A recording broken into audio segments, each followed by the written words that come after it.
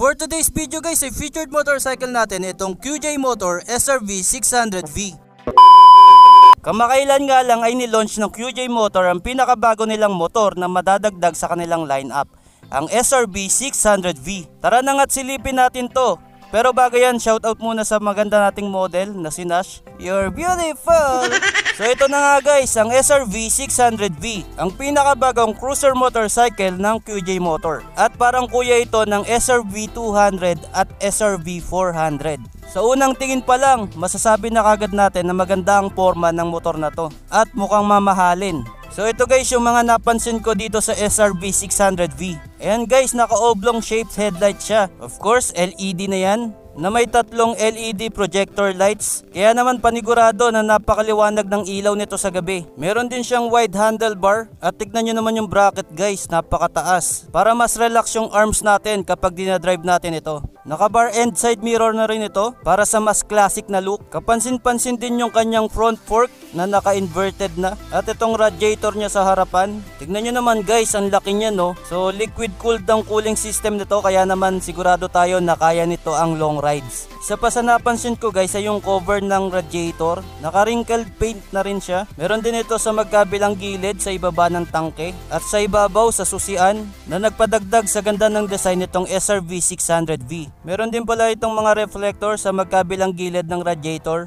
for added visibility sa gabi. At meron din itong USB port para sa device charging. Meron din itong classic look na signal lights, LED na rin yan. At same design sa SRV 400 at SRV 200. Yung rear signal light naman niya guys, magkasama na yung turn signal at yung brake light. So parehas lang yan sa SRV 200 at SRV 400. Syempre kapansin-pansin dito sa SRV 600V ay yung V4 engine niya. Tignan nyo naman guys, oh, ang laki ng makina niya. Maya-maya nga itatalakayin natin ang mga specs ng engine nitong SRV 600V. So yun sa design ng engine niya, black at saka gold. Tapos meron pang cover dito sa gitna na kulay silver naman. Syempre nagustuhan ko rin yung design ng tangke nitong SRV 600V. Ayan, ang ganda talaga ng design ng tangke nito. Syempre maganda rin tignan yung round emblem nito. So napaka-elegante talaga tignan nitong SRV 600V. Dito pa lang sa tangke hanggang sa makina, maganda yung pagkaka-design. Meron din itong bilog na TFT display panel na kompleto rin sa detalye. Meron din daw itong Bluetooth at tire pressure monitoring. Sa seat naman very comfortable, malambot yung foam niya guys. So dito sa naka-display ay single seater siya. Pero once na lumabas na yung mga stock nito sa July or August ay dual seater siya. Pero for me mas maganda na yung ganito, single seater. At syempre pa meron itong 4 exhaust muffler na napakaganda talaga. Very maporma, very maangas. Talaga namang takaw pansin ito pag nakasabay sa kalsada. Cruiser motorcycle na may V4 engine at 4 na muffler. Hindi ba napakasarap sa feeling na dinadrive nyo tong SRV 600V? Alright guys, pumunta naman tayo sa mga specifications nitong SRV 600V. Ito ay may 4-cylinder engine, dual overhead cam at may cooling system na liquid cooled. Ang bore and stroke nito ay 61mm by 48mm at may displacement na 561cc.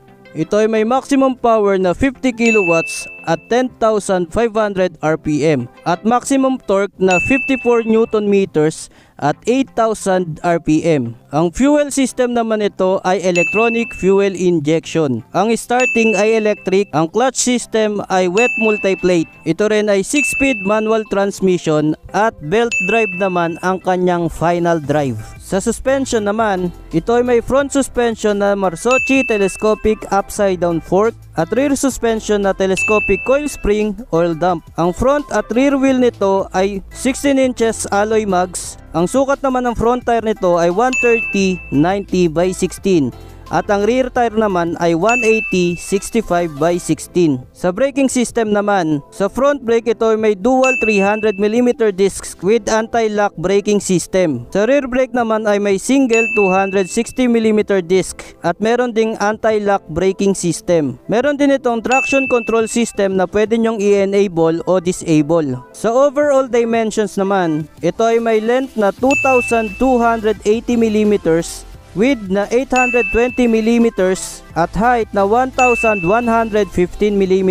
Medyo mahaba rin itong motor na to na may wheelbase na 1580mm. Seat height na 720mm na bagay sa average Filipino height. Ang ground clearance naman ito ay 140mm, kaya okay na okay yan. May kabigatan din ang motor na to na may curb weight na 219 kilograms at may fuel tank capacity na 16.5 liters. Grabe, panalong panalo sa specs. So kung magtatanong kayo guys kung kaya ba nito ang mahabang biyahe, syempre ang sagot ko sa inyo ay oo, dahil itong actual na unit na ito ay nagamit na raw sa Boss Ironman Challenge nito lang February. Kaya subok na talaga ito sa long ride at sa endurance challenge. Ayan nga guys, ang availability daw nitong SRV 600V ay sa August or September. Ito ay may SRP na 418,000. Pero kung nag-reserve ka sa unit na ito noong Makina Moto Show ay magiging 388,000 na lang ito.